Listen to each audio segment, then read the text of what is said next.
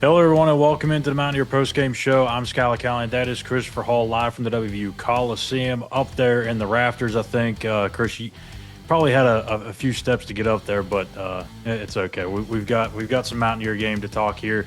Arizona getting the even split on the season series, 75-56 again, the final score. This one actually counts towards Big 12 play. So before we get into our analysis, take a look here at the numbers. Arizona pretty much did whatever they wanted to offensively. 31 of 61 from the field, 7 threes on the night for them. They were one of the worst three-point shooting teams in the country coming into today's game. Javon Small had 17 points and 6 boards, although it kind of seemed like a pretty limited night for him. He was the only Mountaineer in double figures, and nothing really going at the free throw line for either team. 6 of 10 for Arizona, 6 of 8 for West Virginia. And for the Wildcats, leading the way in the scoring column was KJ Lewis with 21 points. Chris, initial thoughts on the first loss of Big 12 play? Team looked tired. They looked very tired. Behind the step, and that's a good Arizona team. I know the record doesn't indicate it right now. That's a good Arizona team. If you think back to back in the Bahamas, that game down there, that they were scoring at will pretty much then too. I mean, it was in the 90s, I think, by when it was all said and done. Granted, it was overtime, but still, there was a lot of points being scored. And Tommy Lloyd mentioned after the game, the biggest difference is they didn't have Tucker. So you knew it was kind of going to come back and haunt you a little bit. The Tucker's been out of the lineup. They played well without him, but we've talked about it. Whether it's football or basketball, there's just so many good coaches in this league, and they're going to eventually start exposing your weaknesses. Kansas did it last week there in the second half, and you're starting to see teams kind of be able to do the same thing. Those better teams, obviously, they have the talent to do it, and they've been doing it. And on a night like tonight, where West Virginia just seemed like a step behind from everybody from Arizona, they were able to take advantage, especially in the paint. And you could kind of tell that their head wasn't in it. Whether they're just tired. It's been a long stretch here.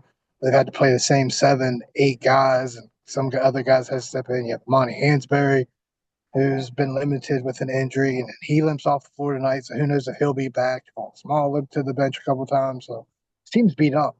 And they may go through a rough stretch here. Now they got to travel to Colorado. And really, it's just kind of, I think with this group, you're not worried about them mentally because they've been, a tough loss at Pitt. They bounced They've been back. tested.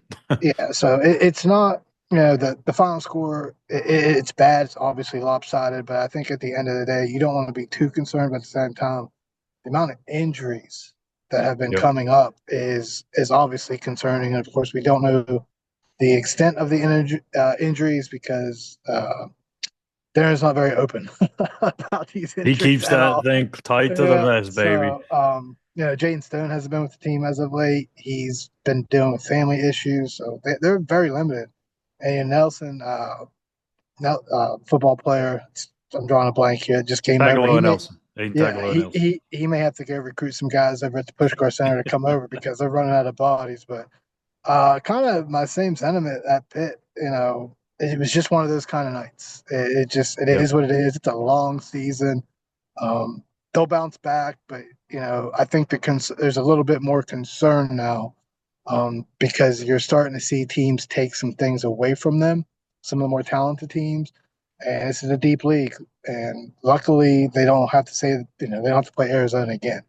It's not the same as it was just a couple of years ago. So we'll see kind of how they bounce back. It's a long way over to Colorado Sunday, and lack of oxygen up in those mountains, the thin air, and where they're already tired. So it's going to be interesting to see how they adjust for it and see who's going to be available even. And I even kind of think about Eduardo.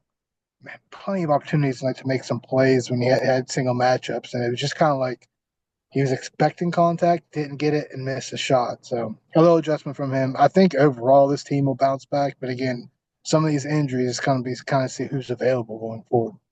Yeah, I thought they were a step slow defensively.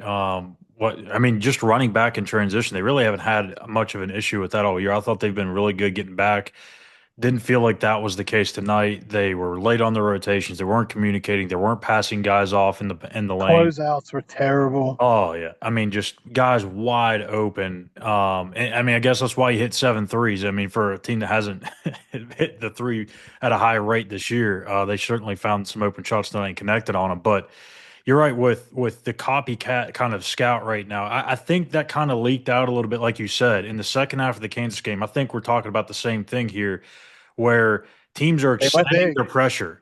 They're extending the pressure when they get into the half court, and then they find a good time to trap Javon Small with the ball. And it seems like Javon's kind of dribbling into that pressure or into that trap at times, and sometimes it just happens, but none of the other four guys are getting in position to go help him out. So it's kind of been one of their big issues so far. Oklahoma State does that. That's their bread and butter. That they like the pressure full court. They like the trap in the half court. So when they saw Kansas have some success in that in their run, they knew that they were going to have some sort of success against it against West Virginia. And obviously Arizona took that and did that some tonight. And I expect that's going to be the case out in Colorado. It's going to be the same thing in Houston until West Virginia finds out how to beat this half court trap. It's going to be a thing that just eats them alive until then. Yeah, in Houston, I mean, that's a really, Oh, really, really good they throw the defensive clamps team. down So on you. it's yeah, it's gonna be like I said, it's gonna be interesting moving forward. And Coach DeVries has done a great job of kind of countering a lot of this. But again, I think they're just running out of bodies right now.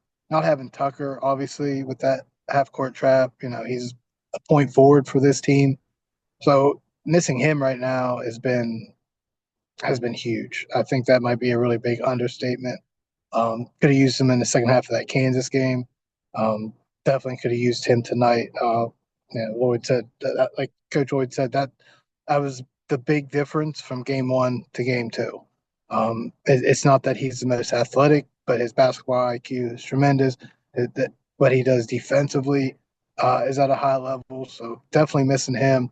And again, we're going to see what happens with Amani because um, you know, Eduardo's played really well, but tonight was just not his night. And 7 game winning streak, you're bound.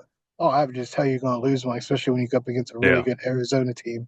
Again, they struggled early. That record's not an indication of how good this team is. They just went and beat Cincinnati Saturday. That's a ranked Cincinnati team. So and they beat TCU handily. So 2 game road trip against two ranked teams and you go and win. That's huge for Arizona to keep their postseason hopes alive. I'm sure they're going to make the NCAA tournament. Again, Yeah, I that's a mean, really, really they're good 3 and team. 0 in Big 12 play right now. And you Right. might as well just throw that November month that they had away. And I mean, if they continue to play like this, like they're going to be a team that's a Big 12 contender.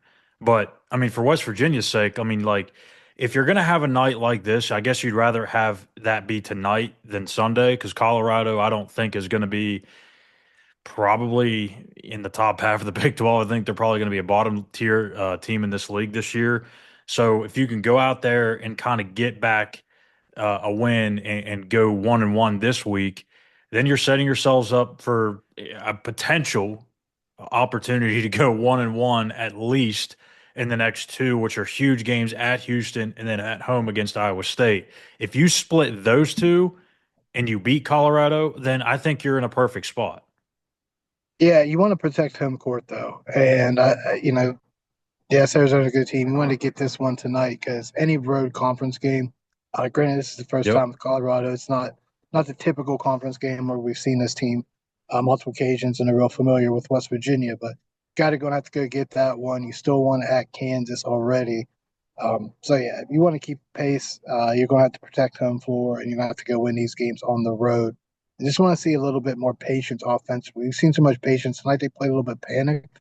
A lot of bad Took shot some real selections tonight. a lot of bad shots. So I think that was just a really how easy Arizona was able to score, though. Kind of forced the issue with West Virginia. Sometimes a good defense is a good offense because you can make the other team panic, and West Virginia kind of fell into that trap tonight. So see how they manage it.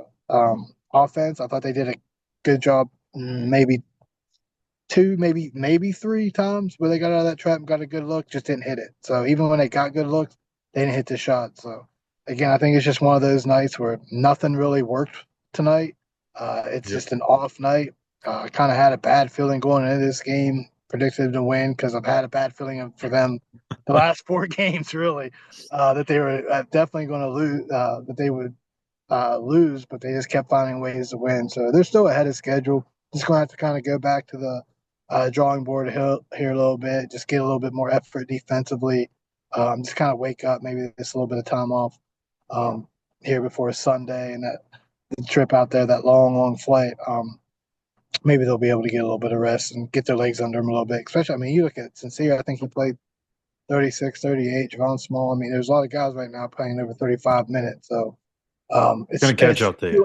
too early in the season. You feel that they're losing their legs, but again, when you're missing guys like Tucker, Amani's missed time, not having Jaden Stone all year, someone that they were going to kind of lean on, just haven't really been able to get enough quality minutes off the bench to really give these guys some rest. Yeah, I think offensively they're challenged right now without Tucker DeVries. Even with him, they're not a world-beating offense, but at least they're manageable at Got another times. shooter. They're you have you like you said, you have another shooter, you have another ball handler.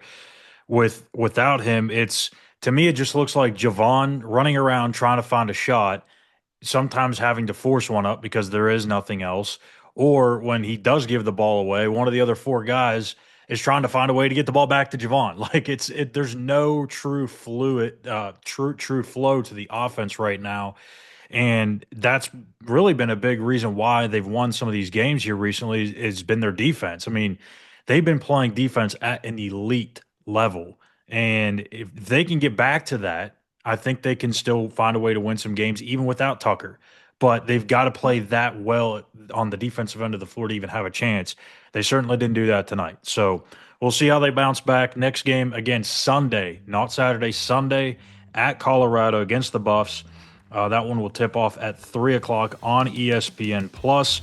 So that'll do it for us here tonight. Once again, the final score, Arizona 75, West Virginia 56. Make sure you hit that subscribe button here on our YouTube page at West Virginia on SI. Give us a like and a follow on X at SI_WVU. For Christopher Hall at the WVU Coliseum, I'm Schuyler. Thank you guys for watching. We'll see you back here tomorrow on Between Ears.